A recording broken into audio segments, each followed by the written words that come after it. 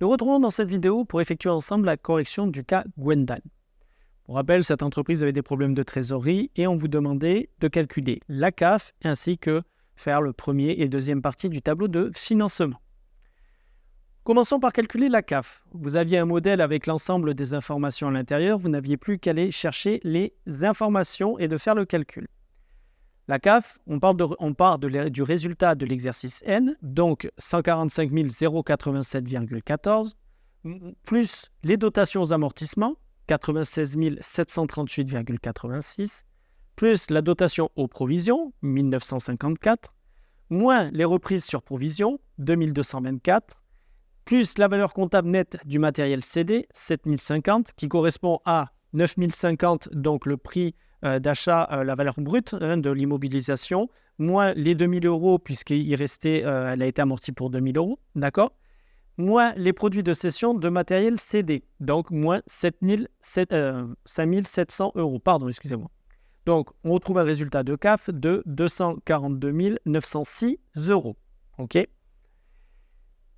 Maintenant, on va passer à la première partie du tableau de financement. Donc, sur cette première partie, on peut remplir directement la CAF, d'accord, puisque c'est ce qu'on vient de calculer, donc dans les ressources, ok. La session d'immobilisation, donc ça c'était dans les données, d'accord, donc on a cédé quelque chose pour une immobilisation, pour 5 700 euros, ok. Et l'augmentation des dettes financières, on a vu qu'il y avait un nouveau crédit qui avait été souscrit pour 17 000 euros. Donc ça pouvait être rempli directement dans la case ressources grâce aux informations. De l'autre côté, au niveau des emplois, donc pour la distribution et mise en paiement, d'accord, donc les 26 136 euros que vous voyez dans la correction viennent de quel calcul? Ils viennent du résultat N-1 plus le report à nouveau N-1, moins le report à nouveau N, plus la réserve N-1, moins la réserve N. Ça fait beaucoup à retenir d'un seul coup, je vais vous donner les chiffres. Donc, dividende N-1, c'est 126 136, plus 0, il n'y a pas de report à nouveau N-1, moins le report à nouveau N, il n'y en a pas, donc 0, plus la réserve N-1 qui était à 150 000, moins la réserve N qui était à 250 000. Ça nous donne 26 136 qu'on inscrit directement dans la case emploi. Au niveau des acquisitions des immobilisations, ok. Donc, les acquisitions des immobilisations, c'est les 176 000 plus les 28 825. Ces 28 825 qui viennent d'où?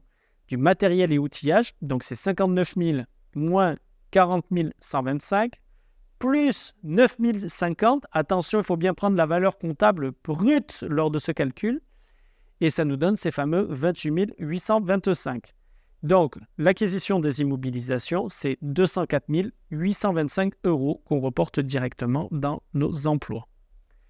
Dernière chose, le remboursement de dette, 37 000. Remboursement de dette financière, c'est 100 000 plus 17 000 moins 80 000. Qui proviennent de quoi? Des dettes N-1, donc 100 000, plus des nouveaux emprunts, 17 000, on l'a vu tout à l'heure, moins les dettes N-1, donc moins 80 000, ce qui nous donne un remboursement de 37 000 euros.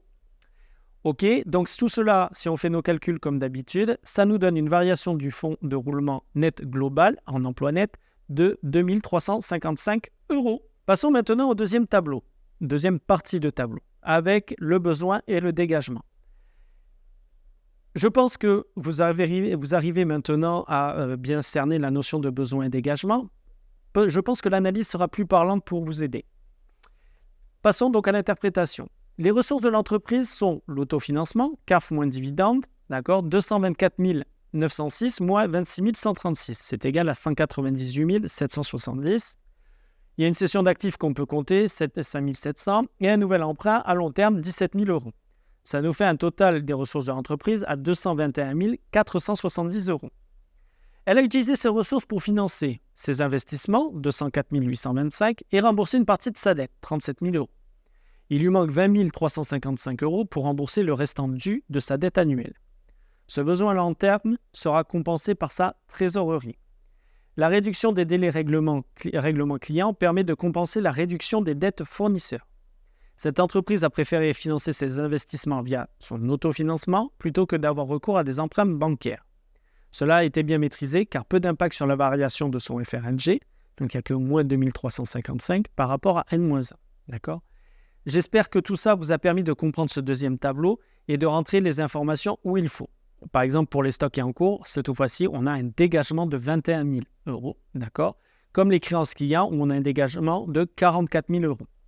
Nous avons un total de variation d'exploitation, d'accord, de moins 11 685 euros. OK? Donc, je vous laisse toujours, si vous n'avez pas réussi cet exercice, à reprendre les notions de besoin et dégagement, puisque c'est juste un comparatif entre N et N-1, et de rentrer les informations au bon endroit. OK? J'espère que cette correction vous a plu et nous nous retrouverons à la prochaine vidéo.